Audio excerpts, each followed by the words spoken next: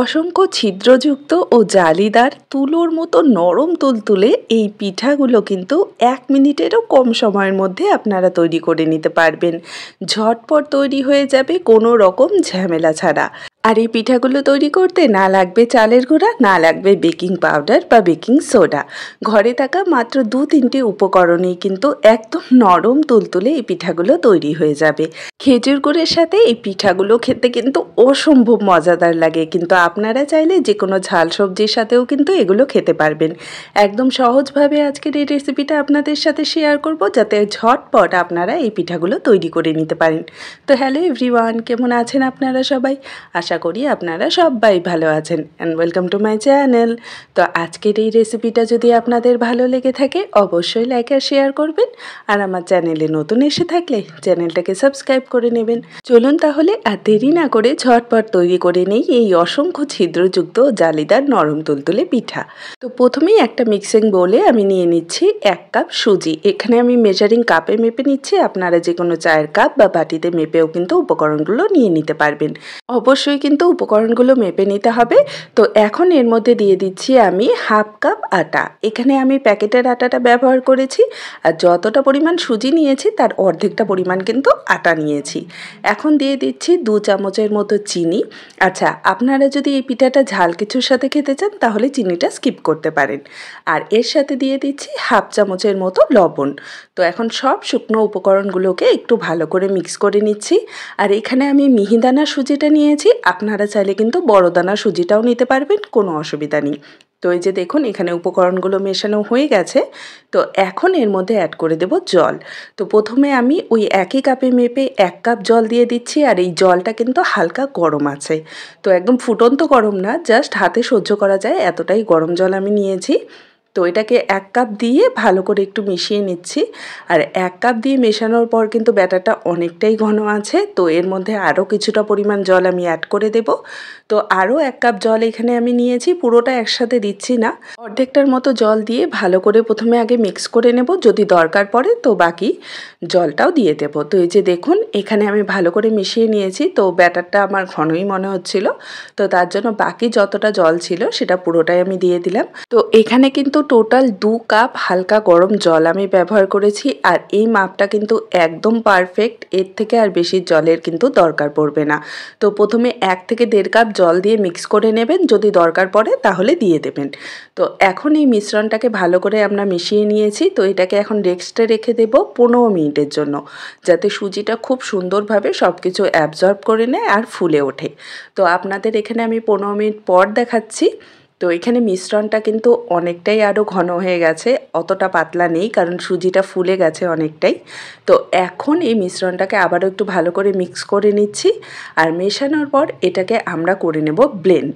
মানে একটা মিক্সার জারের মধ্যে এই মিশ্রণটা ঢেলে এটাকে আমরা একটু ব্লেন্ড করে নেব, যাতে আমাদের ব্যাটারটা একদম স্মুথ আর ক্রিমি তৈরি হয়।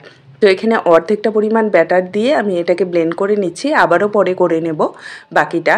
তো এই যে দেখুন একদম স্মুথ একটা আর কি মিক্সচার কিন্তু আমাদের রেডি হয়ে গেছে, আর কতটা ক্রিমি হয়েছে এই মিশ্রণটা আপনারা দেখেই বুঝতে পারছেন। তো অবশ্যই কিন্তু এই মিশ্রণটাকে একটু ব্লেন্ড করে নেবেন, এতে পিঠার টেক্সচারটা একদম সফট আর স্মুথ হবে। তো এখন এখানে আমি নিয়ে নিচ্ছি একটা ইনোর প্যাকেট। তো এখানে আমরা কোনো রকম বেকিং পাউডার বা সোডা ব্যবহার করব না, জাস্ট একটা ইনোর প্যাকেট আমি পুরোটাই দিয়ে দিলাম, আর তার সাথে 1 চামচ জল দিয়ে দিলাম যাতে ইনোটা অ্যাক্টিভেট হয়ে যায়। তো এখন ভালো করে এটাকে মিক্স করে নেব। তো জলটা কিন্তু আবারও বলে দিচ্ছি, আমি এখানে 2 কাপ জলই ব্যবহার করেছি, এর থেকে এক্সট্রা কোনো জল কিন্তু আমি অ্যাড করিনি। তো এই যে দেখুন এখানে ব্যাটারটাকে আমি খুব ভালো করে কিন্তু মিশিয়ে নিয়েছি। আর খেয়াল রাখবেন ওভার মিক্স কিন্তু করা যাবে না, তাহলে কিন্তু পিঠাগুলোর মধ্যে জালিটা তৈরি হবে না। তো এখানে আমি ঘনত্বটা আপনাদের দেখিয়ে দিচ্ছি। চিতই পিঠার যেমন নর্মাল ব্যাটার হয় পাতলা, তো সেরকমই অনেকটা এই ব্যাটারটা তৈরি হবে। তো এখন চলুন আর দেরি না করে পিঠাগুলো তৈরি করে নেব।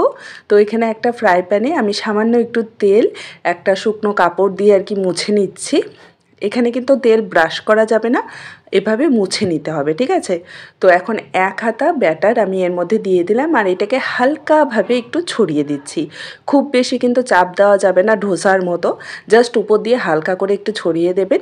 আর গ্যাসের ফ্লেমটা মিডিয়াম টু হাইয়ের মাঝামাঝি রাখলেই দেখতে পারবেন যে কত সহজে অসংখ্য ছিদ্র তৈরি হয়ে যাচ্ছে। বিশ্বাস করুন, পুরোপুরি 1 মিনিটও লাগবে না এই পিঠাগুলো তৈরি হতে। 1 মিনিটেরও কম সময়ের মধ্যে কিন্তু এই পিঠাগুলো তৈরি হয়ে যাবে। আর প্রতিবার ব্যাটারটা দেওয়ার আগে অবশ্যই একটা শুকনো কাপড় দিয়ে একটু তেল লাগিয়ে সেটা মুছে নেবেন আর কি প্যানটা, তাহলে প্রতিটা পিঠা কিন্তু খুব সহজেই বেরিয়ে আসবে কোনো রকম ঝামেলা ছাড়া। আর এই যে দেখুন কত সুন্দরভাবে জালিগুলো তৈরি হয়ে যাচ্ছে, ঝটপট তৈরি হয়ে যাবে এই পিঠাগুলো জাস্ট কয়েক সেকেন্ডের মধ্যে। আর খেয়াল রাখবেন গ্যাসের ফ্লেমটা কিন্তু অবশ্যই মিডিয়াম টু হাইয়ের মাঝামাঝি রেখেই পিঠাগুলো তৈরি করতে হবে।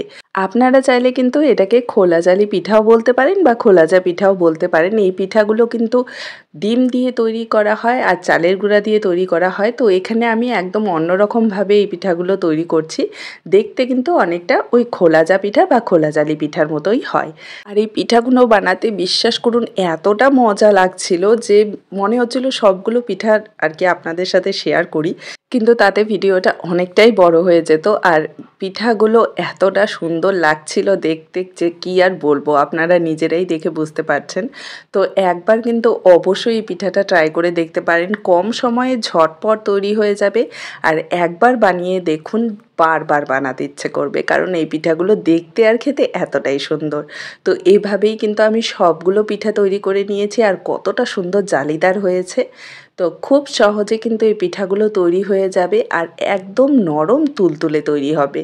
তো এই যে দেখুন প্রতিটা পিঠাই কিন্তু ঠিক একই রকমভাবে তৈরি হয়েছে, অসংখ্য ছিদ্রযুক্ত, আর কতটা সফট হয়েছে সেটা আপনারা এখনই দেখতে পারবেন। খুব সহজে একদম তুলোর মতো নরম তুলতুলে এই পিঠাগুলো কিন্তু তৈরি হয়ে যাবে।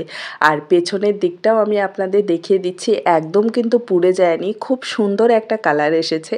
আর এই নরম তুলতুলে পিঠাগুলো কিন্তু সত্যি বলছি খেজুর গুড় দিয়ে খেতে অসাধারণ লাগে, একবার কিন্তু অবশ্যই ট্রাই করে দেখতে পারেন। তো আজকের এই রেসিপিটা যদি আপনাদের ভালো লেগে থাকে আমাকে কমেন্টে জানাতে কিন্তু একদমই ভুলবেন না। দেখা হবে আরেকটি নতুন সহজ রেসিপি নিয়ে। ভালো থাকবেন, সুস্থ থাকবেন, বাই বাই।